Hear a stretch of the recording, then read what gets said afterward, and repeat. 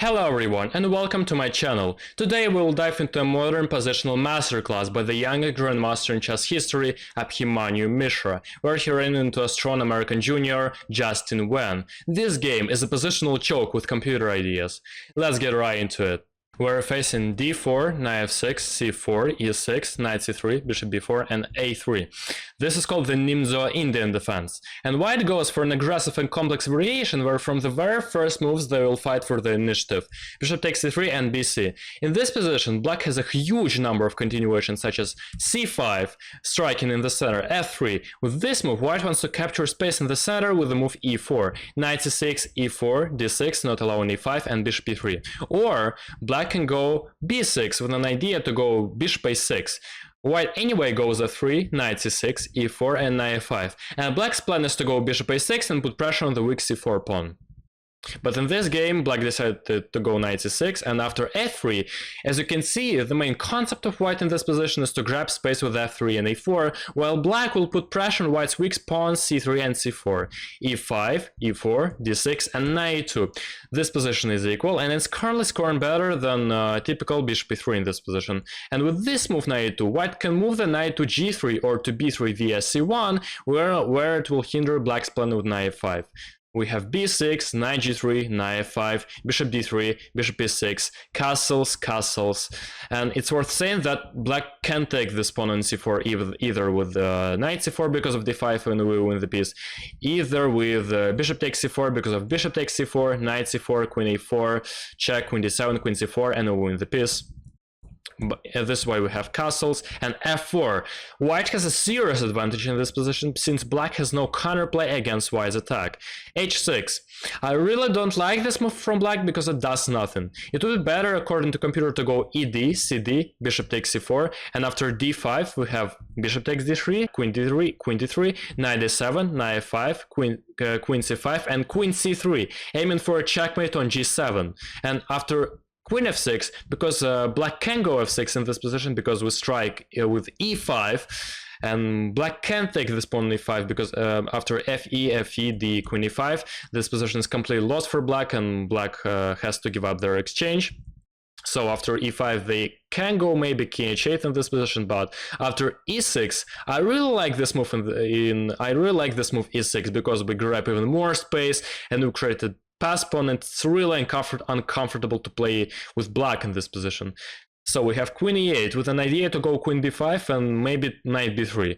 Anyway, we go g4, grabbing the space, and apparently our idea is to go h4, h5, queen b5, and pay attention to this computer novelty, rook a2. The idea of this move is to go to rook g2 and to help white's attack to go h4 and g5. Queen c4. Black wants to trade the queens, so we also want to trade the queens. After queen c4, knight c4, rook c2, we attack the knight, and the only adequate move in this position is to go b5. But after h4, we still grab space on the king side. After a5, maybe black wants somewhere to go b4, but not in this position, because knight on c4 will be hanging. So after rook d1, rook a b8, knight d4, rook b6. g5, rook bb8. So in this position black has no counterplay, has no plan, and that is the reason why they go somewhere rook b6, rook b8, and they have no plan. Knight c6, rook bc8, knight d4, rook b8, repeating the moves, and we can even win this pawn on b5, knight b5, rook c4, rook b3. Black has some counterplay, of course, although they are down a pawn, but still this position is much better for white. So this is not the only variation. It would be also nice to go ed and f5, a very interesting move, and after bishop takes c4, bishop g5, with an idea to go knight h5, by the way, and to double black's pawns. So after h6, bishop h4, which will be the first line, after bishop takes d3, queen d3, knight b3 attacking the rook, cd, which sacrifices the exchange, because we don't really want to save the rook and so on, because we have a nice plan with knight h5. So after knight e1 we go knight h5 right away, and in this position black has to sacrifice the queen for rook and the knight. After knight h5, bishop takes d8, rook a d8, rook a1, rook f8. This position is around equal. This is pretty surprisingly, but this position is of course equal for black, although they're down a queen. Anyway, after bishop takes d3, white goes queen takes d3, although this is not the greatest move either. It would be much better to go knight h5 in this position, and still black has to give up their queen. After knight h5, bishop takes d8, rook a8, queen d3, dc, rook a d1, and this position is already winning for white. But in this position, after queen d3, knight b3, cd, we still sacrifice the exchange, knight 1, knight h5, and after rook a8, bishop takes f6 and gf6. White easily won this game because black's king is widely open and there is nothing black can do. And in this game, computer says that h6 move is a novelty, but I don't really believe that this is a novelty, and I really don't like this move from black because it does nothing. d5. d5 is a positional mistake, since white shouldn't have closed the center ahead of time. And let's take a look at this position carefully. There is a very interesting computer move, which is a novelty, I would say, in this position, rook a2. And after this brilliant move, black simply runs out of any ideas. And white's idea is to move the rook to f2 so that it helps attack the king. And the first line, according to computers, to go knight h7, and we go f5, with an idea to go on f6, but not in this position, but after knight h5, we really want to go f6, bishop d7, knight h5, again with the idea to go f6, f6, black has to go f6, otherwise they will be completely lost, and rook f3 is called the rook lift, so maybe we want somewhere to go g4, h4, and rook g3, to go somewhere g5 with some ideas, but not in this position. So bishop e8, and we sacrifice our knight with knight takes g7. This is a brilliant move, and after rook king takes g7, we give a check, rook g3, and the only legal move in this position for black is knight g5, because if they go kh8 or kf7, we'll just simply take this pawn on h6 and black will be totally lost. So this is why black has to go knight g5, and after h4 we are going to win this piece back, rook h8, rook f2. We don't really have to win this piece back, but we can go rook f2. So that is the main idea of rook a2, is to go rook f2 and to help this rook in our attack. And after kf8, we finally take this knight ag and ag, and there is another brilliant move, bishop takes g5, sacrificing our bishop. And after afg, we go f6, grabbing even more space on the king side and keeping attacking this king. And this position is of course completely lost for black. So this is the only legal move, queen d7, and we go rook f5. Rook h4, rook fg5, queen h7. Otherwise, there will be rook g8 and rook g3 to g7. So this is what queen h7, and we still win the queen after rook g8, queen takes g8, rook g8, king g8. And this position is almost winning for white, but there should be some realization of advantage. So after rook a2, maybe it would be very uncomfortable for black to play this position, but unfortunately for white, they decide to go d5, which is already a positional mistake because of bishop g4 attacking the queen, and after queen c2, knight h5. And after closing the center, black's pieces begin to become active. And it's really true, because computer thinks that is only slightly better for white, but not winning, of course. And after knight h5, or the only bishop h5, we go f5 with the same idea to go f6 somewhere. So black has to go f6 with themselves, and after king h1, maybe white's idea is to go rook g1 and g4. Bishop e8, one of the legal moves, rook f3, with an idea to go rook g3 with a rook lift, and then we will see that the h6 pawn will be hanging. So king f7, that is the reason why black decided to run their king into the center, but as we will see later in this game, this really doesn't help either for black.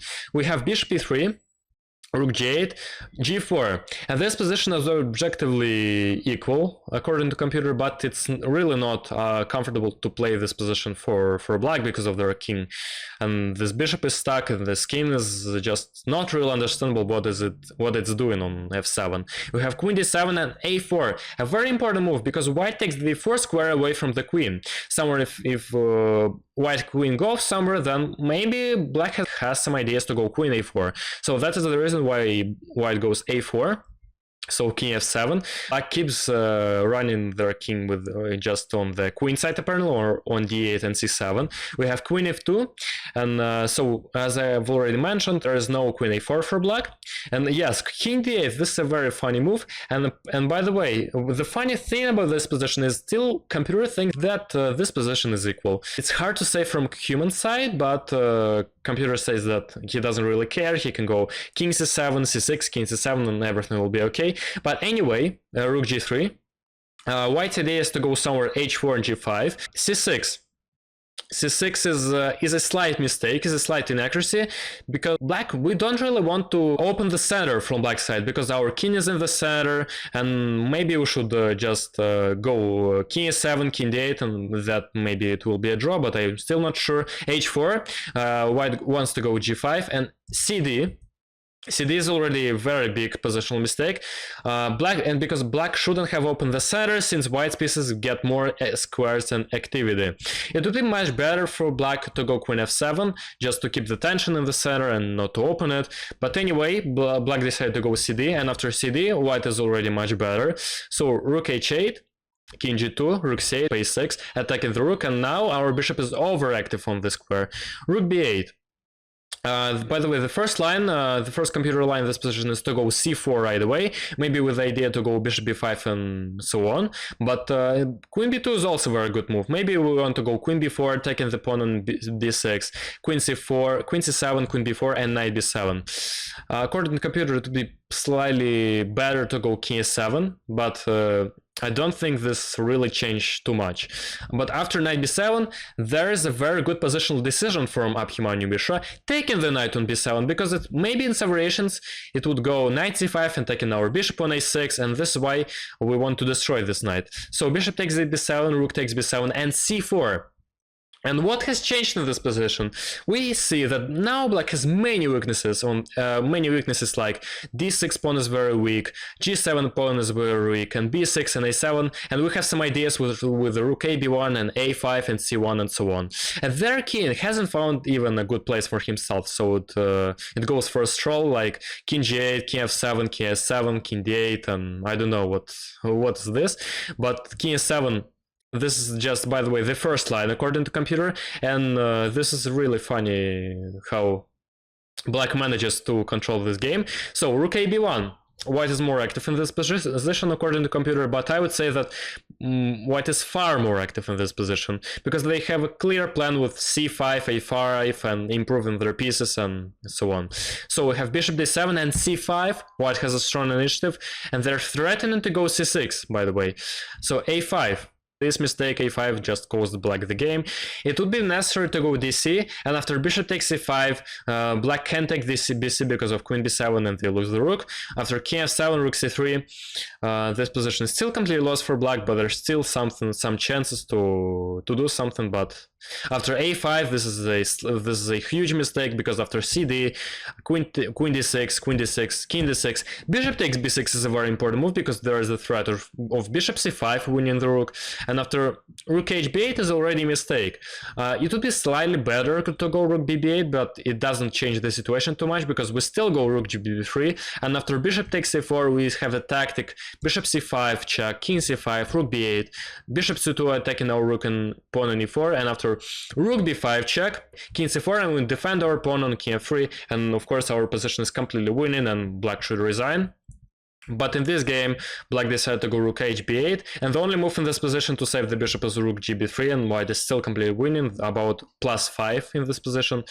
And bishop a4 is one of the moves, but there is nothing black could do. Bishop c5 check and king c7. There is a very important move of winning this position, technically. Bishop d6 is a nice tactic.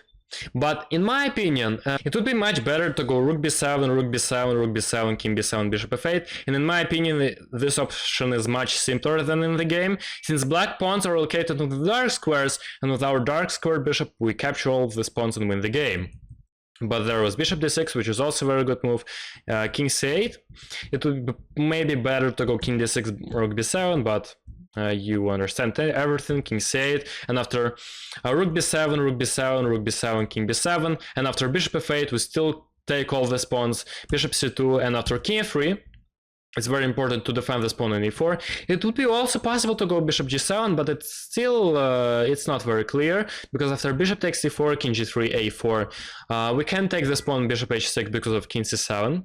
But after bishop takes f6, bishop takes d5, bishop e5, king c6, this position is still completely winning for white. But of course, it's much more simple to go king f3 and just to take this pawn on g7 later. After bishop d1, king g3, king c7, we take this pawn on g7, and after king d6, bishop f6, and now bishop g7 would now be decisive. Bishop c2, bishop g7, bishop takes e4, bishop h6, bishop d5, h5, pushing the pawn to h8. And after bishop g8, bishop f8, check, king d5, g5, we have three passers, and this is just completely lost for black. After king e4, king g4, we defend all our pawns, and after king d3, g6, e4, black still doesn't resign because they want to go e3, e2, and h6 is a very logical move. And after e3, bishop d6, e2, we go bishop g3, which is the most clear move, and after a4, h7, black resign because they can't stop h8 coup. What can we learn from this game? The strategic idea for rook left from a2 to f2 or g2 is a serious weapon that should be used in your games. It's necessary to capture as much space as possible and create problems for your opponent, and attack the weaknesses in the opponent's camp. Let me know in the comments, have you ever tried a 3 variation in the Nimzo-Indian Defense? If you found this video helpful, make sure to like, subscribe, and share this video with your chess friends. This was Chess Coder, see you in the next video, goodbye.